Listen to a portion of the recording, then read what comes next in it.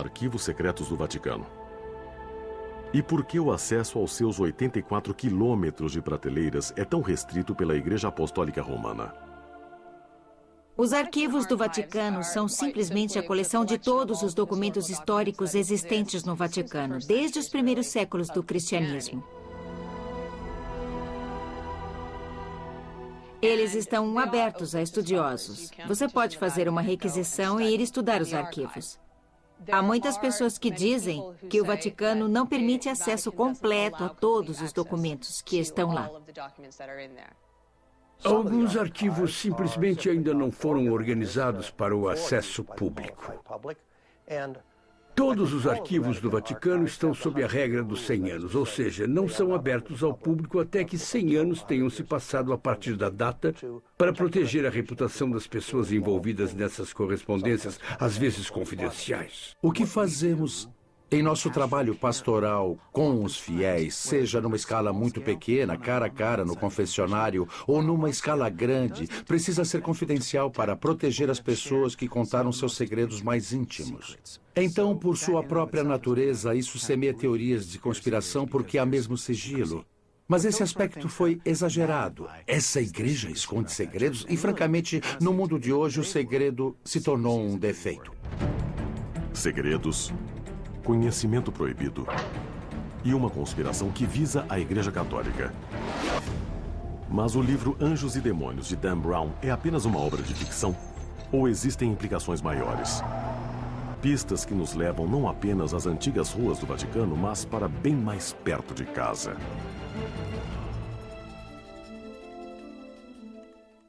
Conheço bem substâncias incendiárias, mas nunca soube que a antimatéria era usada assim. É porque não foi gerada em quantidades significativas antes.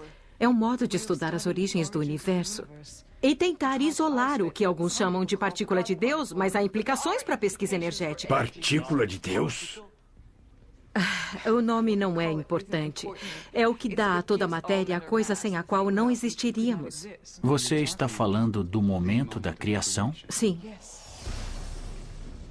Em Anjos e Demônios, o assassino rouba uma pequena quantidade da altamente explosiva antimatéria do laboratório do CERN, com o fim de destruir o Vaticano e toda a hierarquia da Igreja Católica Romana.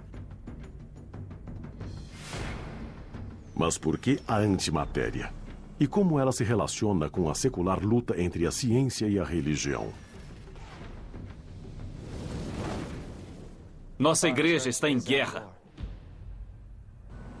Na Suíça, no Conselho Europeu para a Pesquisa Científica, conhecido como CERN, o experimento mais ambicioso do laboratório envolve o grande colisor de hadrons, um aparelho de 27 quilômetros de comprimento que permite aos cientistas criar colisões de antimatéria em alta velocidade.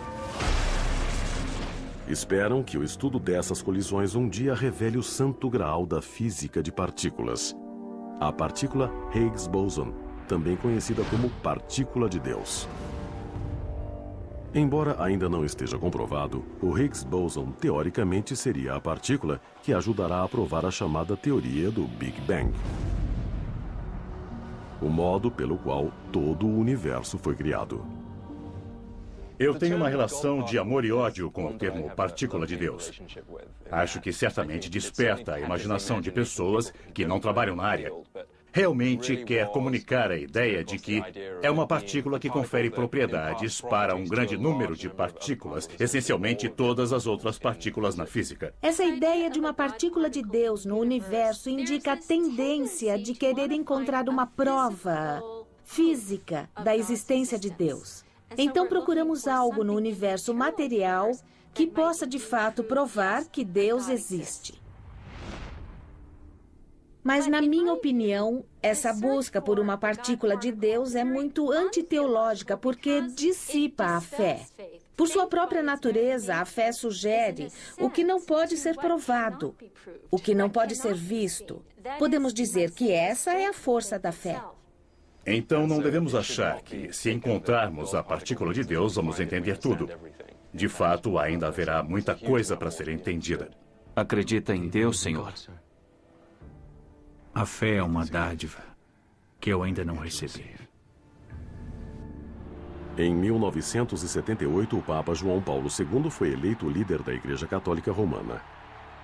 Esse Papa progressista reexaminou questões delicadas que envolveram o Vaticano em controvérsias ao longo de séculos. O Papa João Paulo pediu à Academia Pontifícia que examinasse o caso de Galileu. No ano 2000, ele apresentou um pedido público de desculpas por uma série de erros que a instituição da Igreja havia cometido nos séculos anteriores. E isso inclui um pedido de desculpas a Galileu. O Papa João Paulo II pediu, como estendendo um ramo de oliveira à comunidade científica, vamos reabrir o caso e examinar os erros que nós já admitimos, rever tudo isso e descobrir por que aconteceu, para que, nas palavras dele, cheguemos a um acordo maior entre ciência e religião.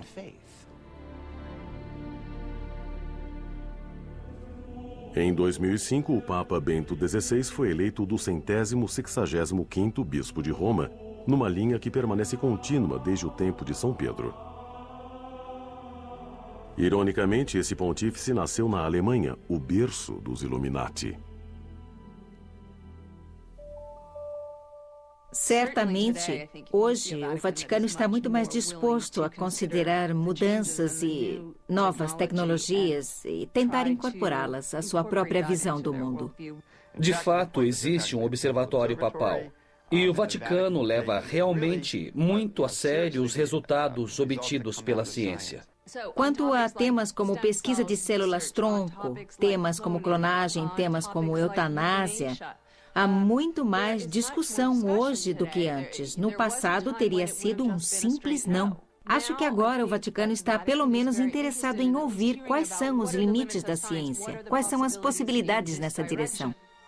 Essencialmente, a religião e a ciência buscam respostas para as mesmas perguntas. Quem somos nós? De onde viemos? E para onde estamos indo? Eu ainda acho que os maiores desafios não virão de tecnologias específicas, da biotecnologia, mas da questão teórica geral de reconciliar a fé com a ciência. Quando começamos a pensar sobre as tensões entre ciência e religião, de onde vêm essas tensões? Acho que foi em momentos em que a religião ou a ciência esqueceram quem era melhor no quê, perderam a humildade e se tornaram um pouco arrogantes. Nem toda pergunta pode ser respondida experimentalmente por medições ou testes.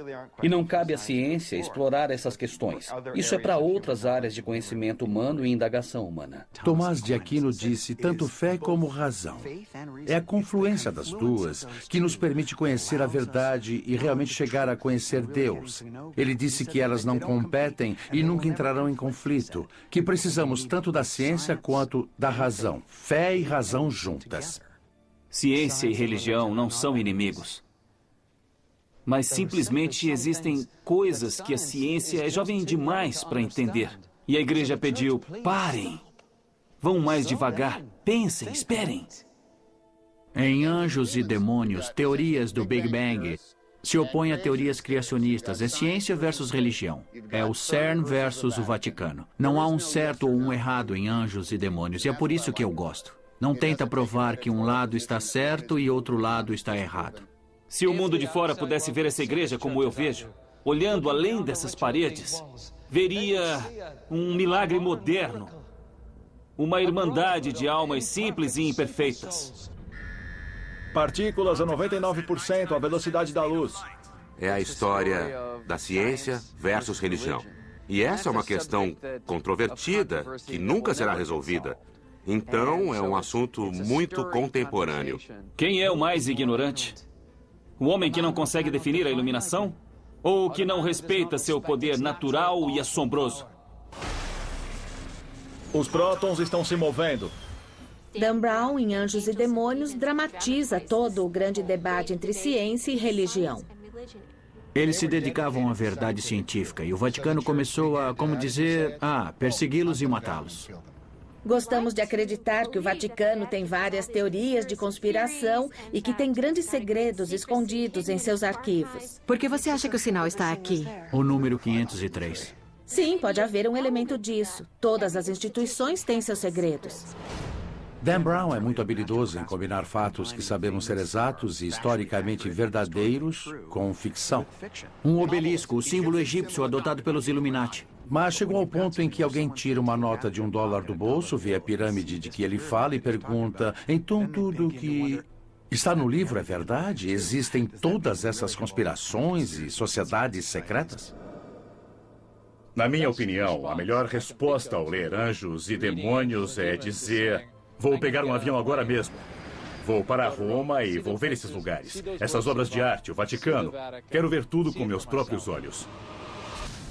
O aspecto mais diferente das histórias que Dan Brown cria é que elas são controvertidas, são provocantes, estimulam a imaginação, estimulam a curiosidade.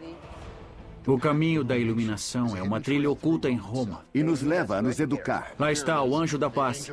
E todos os seres humanos adoram o mistério. Parem o conclave. Abram as portas. Corra! E digam a verdade ao mundo.